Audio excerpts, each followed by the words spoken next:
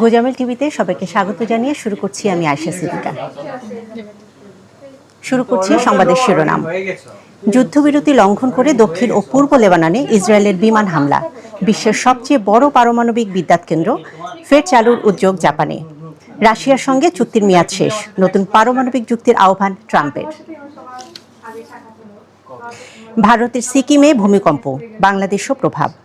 গণভোট ইস্যুতে ইসির কাছে 3 বিষয় জানতে চেয়েছে সরকার। রাফা সীমান্তে নতুন জীবনের আশা দেখছে ফিলিস্তিনিরা। সড়কে প্রাণ গেল 3 বন্ধুর। নির্বাহী প্রচারণা নিয়ে নাহিদ ইসলামের আবেগঘন পোস্ট। অবহেলায় পড়ে আছে নজরুলের ভাস্কর্য। ধানের শীষের প্রচারের সময় গুলিবিদ্ধ 5।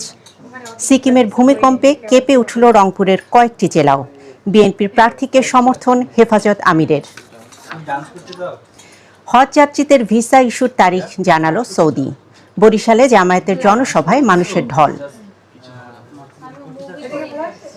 314 বন্দি বিনিময় করল রাশিয়া ইউক্রেন। সুদানে সামরিক হাসপাতালে বোমা হামলা, নিহত 22। সিকিমে দফায় দফায় ভূমিকম্প, কেঁপে উঠল বাংলাদেশে।